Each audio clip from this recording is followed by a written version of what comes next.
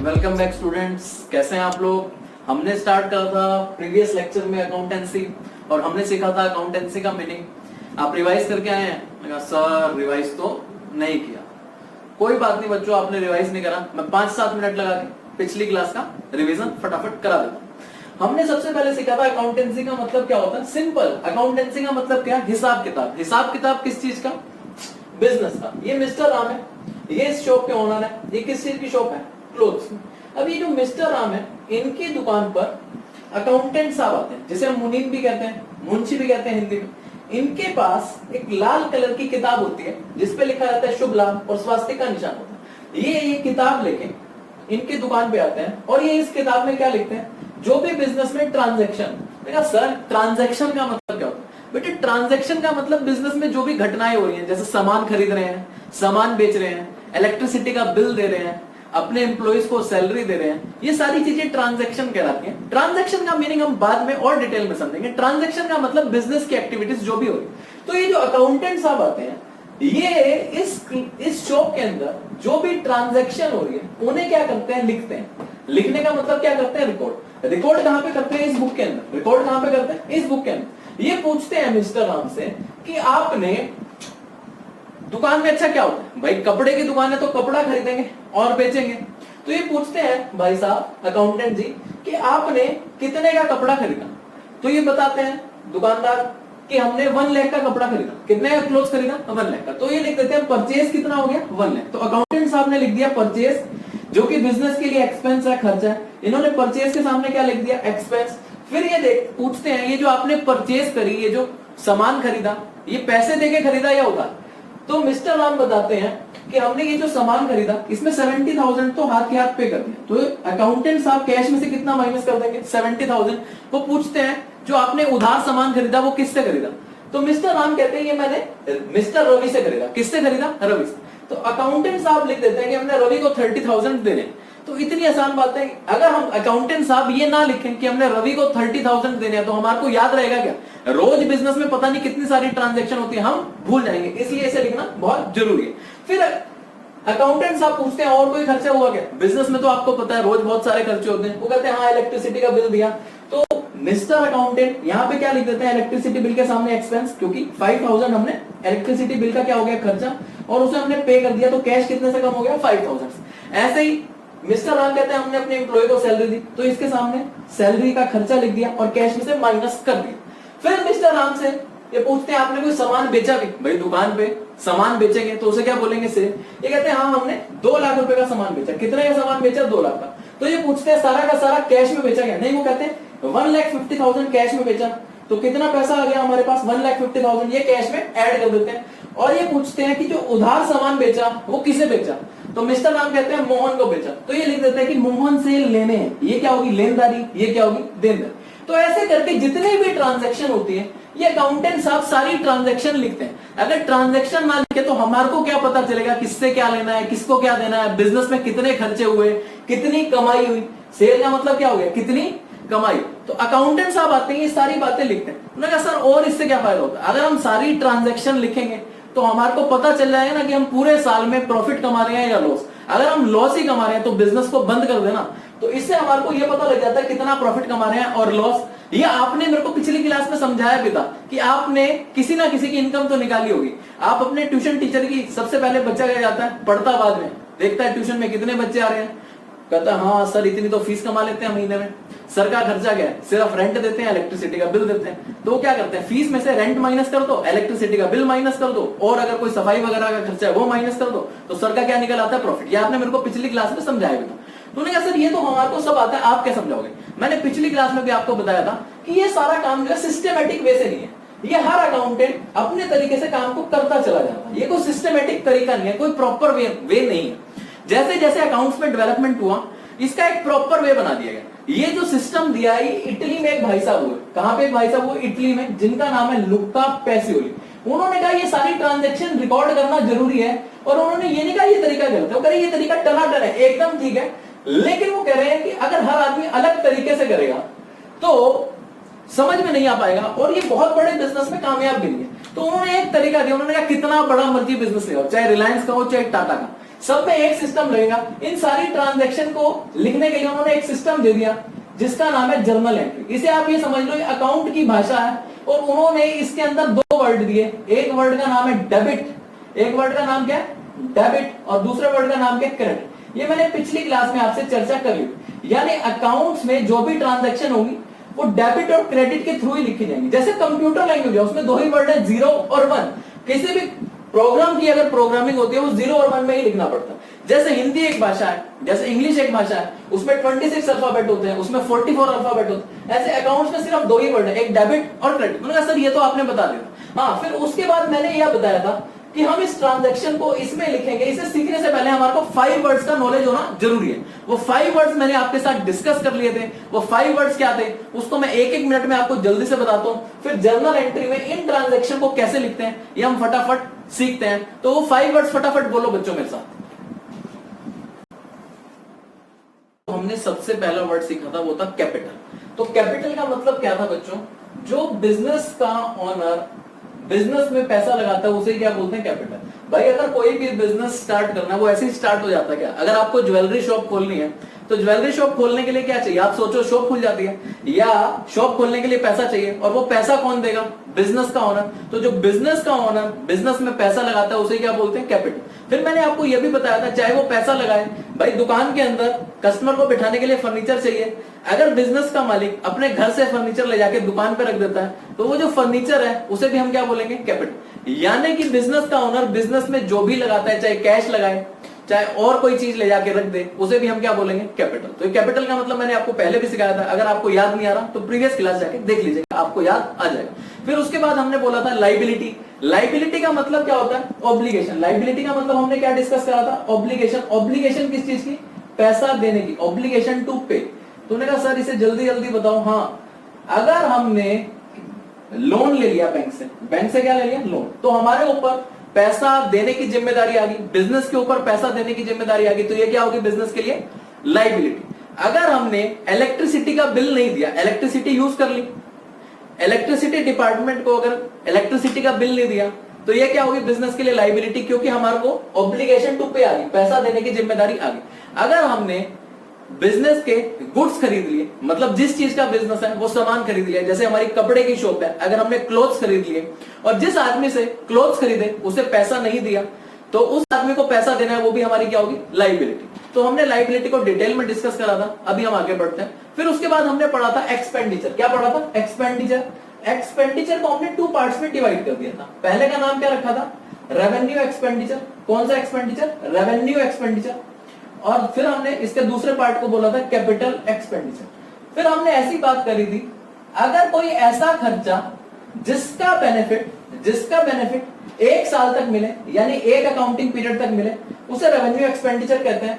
और जिस खर्चे का बेनिफिट हमारे को लंबे समय तक मिले, मतलब 1 साल से ज्यादा मिले, उसे कैपिटल एक्सपेंडिचर कहते हैं। जैसे मैंने अपने एम्प्लॉय को सैलरी दी, तो उससे सैलरी दी तो उससे उसी साल काम करा लिया, यानी इसका बेनिफिट उसी ईयर मिलेगा, तो ये क्या हो गया? Revenue expenditure. इलेक्ट्रिसिटी का बिल, अगर हमने इलेक्ट्रिसिटी का बिल पे करा तो इलेक्ट्रिसिटी उसी ईयर में यूज कर ली, तो इसका मतलब उसका बेनिफिट इसी साल में। लेकिन अगर हमने मशीन खरीद ली, क्या खरीद ली? मशीन इस साल भी काम आएगी, अगले साल भी काम आएगी। अगर ऐसा कोई खर्चा जिसका बेनिफिट 1 साल से ज्यादा मिलता है या आने वाले टाइम में मिलता है, उसे हम क्या कहते हैं? Capital expenditure. जैसे मशीन। अगर हमने बिल्डिंग खरीद ली तो बिल्डिंग का बेनिफिट कई साल तक मिलेगा, तो वो क्या हो गया? Capital expenditure. अच्छा बताओ, अगर हम एसी खरीद लें, एसी इस साल हवा देगा, इस साल कूलिंग देगा, या अगले साल भी कूलिंग देगा? उन्होंने कहा सर कैसी बात कर रहे हो, अगले साल भी कूलिंग देगा। यानी उसका बेनिफिट अगर इसी साल में खत्म हो जाता तो उसे क्या बोलते हैं? Revenue expenditure. उसका बेनिफिट अगर आने वाले सालों में भी मिलेगा तो उसे क्या बोलेंगे? Capital expenditure. उसे क्या बोलेंगे? Capital expenditure. तो एयर कंडीशनर क्या हो गया हमारा? Capital expenditure. और मैंने आपको बताया था बच्चों कि कैपिटल एक्सपेंडिचर को हम प्यार से क्या बोलते हैं? एसेट। तूने कहा सर गुस्से से क्या बोलते हैं? बेटा गुस्से से भी एसेट ही बोलते हैं। और ये जो रेवेन्यू एक्सपेंडिचर है इसे हम क्या बोलते हैं? एक्सपेंस। इसे हम क्या बोलते हैं? एक्सपेंस। यानी कि पहला वर्ड कैपिटल हो गया हमारा, दूसरा वर्ड क्या हो गया? लाइबिलिटी। फिर उसके बाद तीसरा वर्ड क्या हो गया? Revenue expenditure. जो खर्चा करा उसका बेनिफिट उसी साल ले लेंगे, इसे हम क्या बोलते हैं? एक्सपेंस। फिर उसके बाद खर्चा करा, बेनिफिट कई साल तक होगा, उसे क्या बोलते हैं? एसेट। तूने कहा सर एसेट में सिर्फ यही आता है क्या? ना, एसेट को 3 पार्ट में डिवाइड कर दिया। पहला पार्ट डिस्कस हो चुका, दूसरे पार्ट में ऐसा लिखा है इसकी डेफिनेशन में कि कैश और बैंक बैलेंस क्या होता है, एसेट। यानी हमारा बैंक में पैसा पड़ा है वो भी क्या एसेट, और बिजनेस में कैश रखा है वो भी क्या एसेट, ऐसा इसकी डेफिनेशन में लिखा है। फिर उसके बाद अगर हमारे को किसी से कैश लेना है, यानी हमारे को अगर लोगों से पैसे लेने हैं, हमारे को लोगों से पैसे लेने हैं, वो भी हमारा क्या है, एसेट। तो उन्होंने कहा सर लोगों से पैसे कैसे लेने हो, मान लो बिजनेस ने एक आदमी को 20,000 रुपए का उधार दे दिया, तो उससे 20,000 वापस लेने, तो वो भी क्या होगा, हमारा एसेट। एसेट को 3 पार्ट्स में डिवाइड कर दिया। इसको आप फटाफट अगर याद नहीं आ रहा तो प्रीवियस लेक्चर से जाके रिवाइज करो। फिर उसके बाद हमने जो 5th वर्ड पढ़ा था उसको हमने क्या बोला था, इनकम। इनकम का मतलब क्या होता है, कमाई। और आप में से किसको कमाई नहीं पता, अरे बिजनेस पैसा कैसे कमाता है, सामान बेच के, उसे क्या बोलते हैं, सेल्स। और बिजनेस पैसा कैसे कमाता है, भाई हमारे पास एक शॉप एक्स्ट्रा पड़ी, हमने उसे रेंट पे दे दी, हमने बिजनेस में कमीशन कमा लिया। ये सारी चीजें बेटा बाद में डिटेल में डिस्कस करेंगे। तो फटाफट मैंने आपके साथ 5 वर्डों का रिवीजन करा दिया। अब हम सीखते हैं जर्नल एंट्री। तो हम सीखते हैं जर्नल एंट्री। देखो हमने एक मशीन खरीदी, कितने की, 10 लाख की। अभी हमारे को जर्नल एंट्री आती तो नहीं। अगर हमारे को जर्नल एंट्री नहीं आती तो जो हमने मशीन खरीदी वो बिजनेस में लिखते या नहीं, उन्होंने कहा सर लिखते। क्या करते, लिखते। कैसे लिखते, भाई मशीन इंक्रीज हो गई। अगर मेरे को अकाउंटिंग नहीं आती मैं कोई ना कोई तरीका तो ढूंढ लेता। मैं कहता मशीन बढ़ गई तो ऐसे लिख देता प्लस मशीन 10 लाख, या मैं इसे ऐसे भी लिख सकता था मशीन इंक्रीज बाय 10 लाख। भाई मेरे को यही मशीन खरीदी तो बिजनेस में क्या आ गया, मशीन। अब मेरे को यही तो बताना है कि मशीन 10 लाख से बढ़ गई। अगर मेरे को अकाउंट प्रॉपर लैंग्वेज में नहीं आती जो इटली के भाई साहब ने बताई, तो मैं कैसे ना कैसे तो लिखूंगा ना। या तो मैं लिखूंगा मशीन 10 लाख से प्लस होगी, या मैं लिखूंगा मशीन 10 लाख से बढ़ गई। ये मेरी अपनी भाषा होगी। लेकिन जो इटली के भाई साहब हुए उसने कहा अकाउंट्स तो 2 ही वर्ड जानता है, एक का नाम क्या, डेबिट, और दूसरे का नाम क्या, क्रेडिट। यानी अगर मैंने मशीन को बढ़ाना है तो अकाउंट्स तो 2 ही वर्ड समझता है, या तो मेरे को डेबिट लिख के उसे बढ़ाना होगा या क्रेडिट लिख के बढ़ाना होगा। तो लूका पैसियोली भाई साहब ने मेरे को बताया कि जब भी एसेट एक्सपेंस इंक्रीज होंगे, जब भी मेरे को क्या करना है, एसेट को इंक्रीज करना है तो मैं उसे करूंगा डेबिट। एसेट को इंक्रीज करने के लिए क्या करूंगा, डेबिट। यानी मशीन क्या है, एसेट है। उन्होंने कहा सर मशीन एसेट क्यों है, अभी तो आपको बताया कि ऐसा कोई भी खर्चा, मशीन लेंगे तो 10 लाख रुपए जाएंगे, ये खर्चा हो गया। ऐसा कोई भी खर्चा जिसका बेनिफिट 1 से ज्यादा साल तक मिलता है, मशीन बताओ 1 साल में खत्म हो जाएगी, अगले साल भी काम आएगी। उन्होंने कहा सर वो तो कई साल काम आएगी, इसलिए मशीन क्या है, एसेट।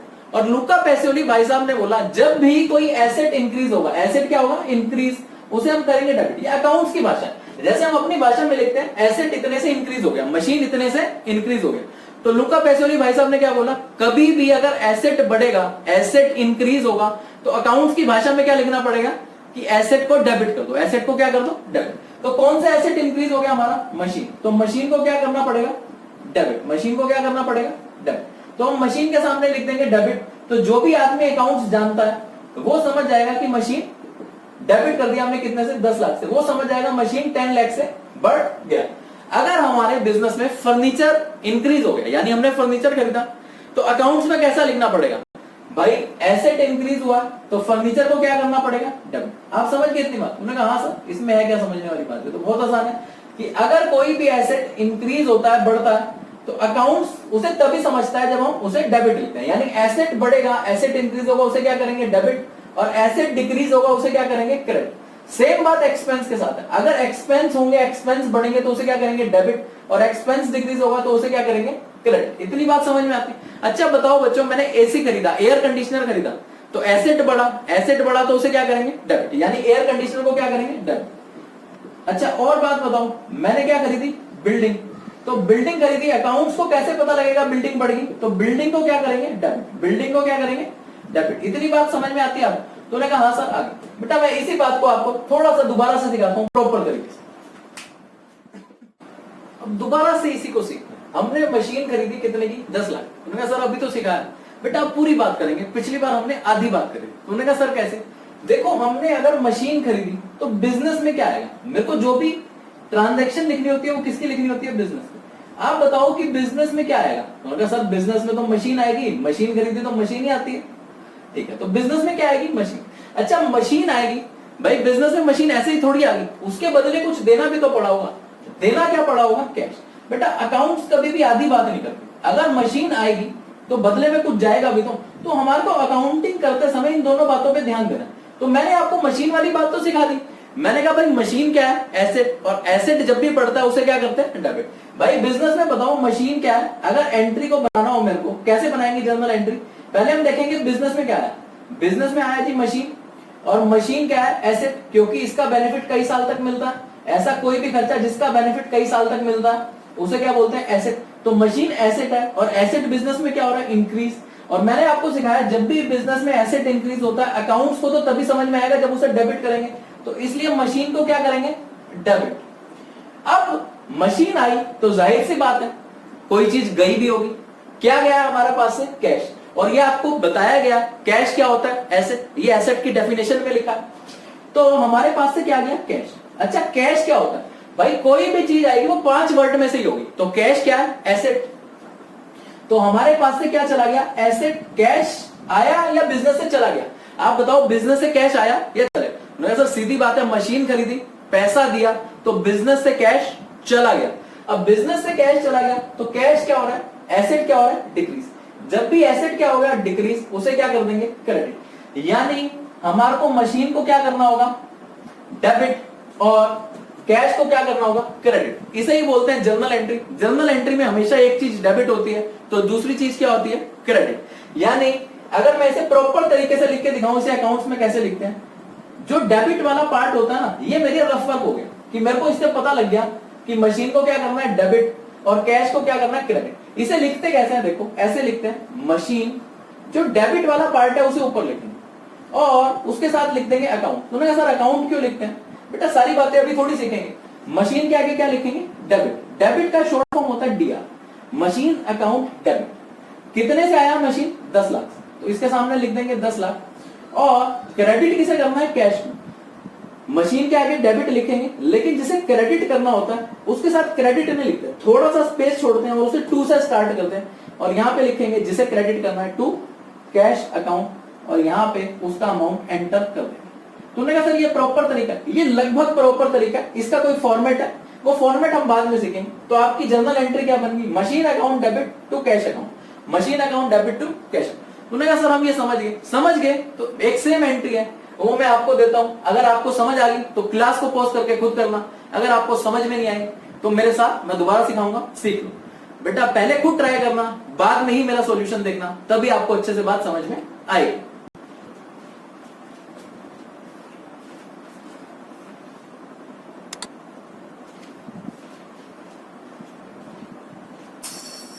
लो बच्चों अभी से खुद ट्राई करो, लेकिन अगर आपको समझ में नहीं आना तो मेरे साथ देखो। देखो बिजनेस में हमने क्या परचेज करा? फर्नीचर। तो आप सोचो बिजनेस में क्या आया? तुमने कहा सर सिंपल है, बिजनेस में आया फर्नीचर। बिजनेस के अंदर क्या आया? हमारे को सारी एंट्री, सारी ट्रांजैक्शन किसके हिसाब से करनी है? बिजनेस के साथ। तो बिजनेस में क्या आ गया? फर्नीचर आ गया। तो एक चीज होगी फर्नीचर, अरे फर्नीचर ऐसे थोड़ी आ गया, बदले में कुछ गया भी तो होगा।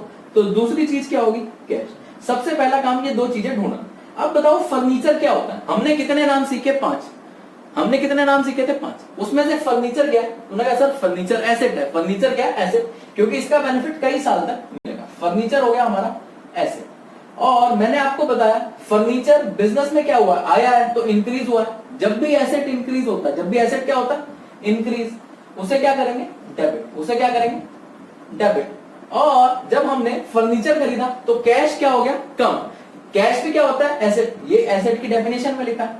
तो एसेट को जब भी डिक्रीज करेंगे वो क्या होगा? क्रेडिट। तो बेटा मैं आपको एंट्री याद नहीं करा रहा, एंट्री कैसे बनाते हैं वो सिखा रहा हूं। मेरे लिए दूसरा आसान काम ये है कि 10-15 एंट्री है, कुल मिला के 20 एंट्री से ज्यादा नहीं है। मैं उसकी लिस्ट बनवा दूं और आपको कहूं याद कर लो, लेकिन उससे फ्यूचर में आपका बहुत ज्यादा नुकसान है। ये समझ लो जर्नल एंट्री से इंपॉर्टेंट अकाउंट्स में कुछ नहीं। अगर आप ये एंट्री बनाना सीख गए तो अकाउंट्स के सारे चैप्टर आपको आसान लगेंगे, क्योंकि जर्नल एंट्री का हर चैप्टर में लेना देना, जहां तक अकाउंट्स है वहां तक जर्नल एंट्री। आप इस बात को मान के चलो, इसलिए एंट्री बनाना सीख लो। एंट्री बनाना बहुत आसान है। तो कहा सर इसमें है क्या? फर्नीचर आया तो इसे क्या करेंगे? डेबिट। कैश गया, इसे क्या करेंगे? क्रेडिट। इसे लिखते हैं प्रॉपर तरीके से। तो कहा सर डेबिट वाले को ऊपर लिखते हैं, तो लिखो फर्नीचर अकाउंट डेबिट डेबिट के लिए डीआर, अमाउंट कितना है 5 लाख, इसके सामने एंटर करो 5 लाख, और फिर यहाँ पे क्या लिखेंगे, क्रेडिट करने वाले के लिए यहाँ थोड़ा सा स्पेस छोड़ते हैं, उसके सामने क्रेडिट नहीं लिखते, यहाँ लिखते हैं टू कैश, और आगे क्या लिखते हैं अकाउंट, यहाँ पे लिखते हैं दोबारा से 5 लाख रुपीस। ये डेबिट कॉलम है, क्रेडिट, डेबिट में 5 लाख, क्रेडिट में 5 लाख। एंट्री क्या हो रही है टैली, यानी जितना डेबिट में अमाउंट आएगा उतना ही क्रेडिट में अमाउंट आएगा। उन्होंने कहा सर ये हमारे को बात समझ में आ गई। अगर ये बात आपको समझ में आ गई तो ऐसी सेम एंट्री आप करो, अपनी कॉपी में लिखो purchase air conditioner for ₹50,000 for cash, purchase air conditioner for ₹50,000 for cash. इसे आप खुद करो और उसके बाद मैं आपको एक और एंट्री सिखाता हूं, आप उसे करिए।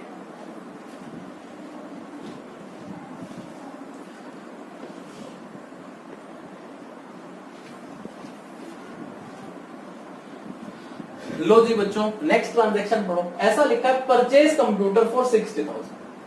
तो बताओ बिजनेस में क्या आ जाएगा? या सर सिंपल है, बिजनेस में आ जाएगा कंप्यूटर। बिजनेस में क्या आ जाएगा? कंप्यूटर। अच्छा, और हम पेमेंट कैसे कर रहे हैं? आपकी बात चेक से। पेमेंट कैसे कर रहे हैं? चेक से। अच्छा बताओ बेटा, जब हम किसी को चेक देंगे तो पैसा हमारे दुकान के गल्ले से जाएगा, कैश बॉक्स से जाएगा, या बिजनेस के बैंक अकाउंट से कटेगा? उन्होंने कहा सर बिजनेस के बैंक अकाउंट से कटेगा। यानी अब की बार बिजनेस से कैश नहीं जाएगा, हमारा क्या कम होगा? Bank balance. क्या कम होगा? Bank balance. तो दूसरा हमारे बिजनेस का क्या कम हो जाएगा? बैंक। यानी कंप्यूटर आ जाएगा और बैंक कम हो जाएगा। बेटा अच्छा बताओ, कंप्यूटर क्या होता है? एसेट। क्यों बेटा? ऐसा कोई भी खर्चा जिसका बेनिफिट कई साल तक मिले उसे क्या बोलते हैं? एसेट। कंप्यूटर एक साल चलता है या कई साल? उन्होंने कहा सर कई साल, इसलिए क्या? एसेट। तो कंप्यूटर अगर एसेट है और एसेट क्या हो रहा है? इंक्रीज, इसलिए इसे क्या करेंगे? डेबिट। फिर उसके बाद बताओ बैंक बैलेंस क्या होता है? एसेट। अगर एसेट क्या हो रहा है? डिक्रीज, उसे क्या करेंगे? क्रेडिट। इसे लिख लेते हैं प्रॉपर तरीके से। तो प्रॉपर तरीके से कैसे लिखें? जो डेबिट होता है उसे लिखेंगे ऊपर, उसके आगे लगाएंगे अकाउंट, शॉर्ट फॉर्म में लिखेंगे डीआर, अमाउंट एंटर करेंगे 60,000। फिर उसके बाद टू बैंक, क्योंकि बैंक नाम का एसेट डिक्रीज हो रहा है, बैंक नाम का एसेट डिक्रीज। तो कहा सर ये तो बहुत आसान है और एक जैसे थे। बेटा आप ये सारी चीजें एक जैसे ही पढ़ेंगे ताकि आपके सिस्टम में एंट्री चली जाए, आपको ये बात समझ में आ जाए। एक और एंट्री सेम तरीके की करते हैं। लो आप इसे खुद करो, एंट्री आप खुद से लिख के करो। लिखो अपनी कॉपी में, purchase of motorcycle, purchase of motorcycle for ₹70,000 and payment made by cheque, and payment made by cheque. तो ये आप खुद से करो और अब मैं आपको कराता हूं एक दूसरी एंट्री। लो आप उसे पॉज करके कर लीजिए, फिर उसके बाद करिए ये वाली एंट्री। लिखो purchase of land for ₹10 lakh. हमने लैंड कितने का खरीदा? 10 लाख का। And payment made in cash, जो हमने कैश में पेमेंट करा वो करा 4 lakh. And payment made by cheque, तो चेक से कितना पैसा दिया होगा? 6 लाख। अभी आप बताओ कि बिजनेस में क्या आ गया? बेटा बिजनेस के पॉइंट ऑफ व्यू से सारी एंट्री होती है। बिजनेस में आ गया लैंड, और बिजनेस से क्या गया? मैंने कहा सर एक तो कैश गया, क्योंकि कैश कितना दिया? 4 लाख। और दूसरा क्या गया? Bank balance. ठीक है, तो लैंड बिजनेस में आ गई, ये क्या है? एसेट। एसेट क्या हुआ? इंक्रीज। और जब भी एसेट इंक्रीज होता है उसे क्या करते हैं? डेबिट। अच्छा जी, कैश क्या है? एसेट। एसेट जब डिक्रीज होगा उसे क्या करेंगे? क्रेडिट। फिर उसके बाद बैंक बैलेंस क्या है? एसेट। एसेट जब डिक्रीज होगा उसे क्या करेंगे? क्रेडिट। तो एंट्री क्या बनी? एंट्री बनी हमारी लैंड अकाउंट डेबिट, कितने से? 10 लाख से। To cash account.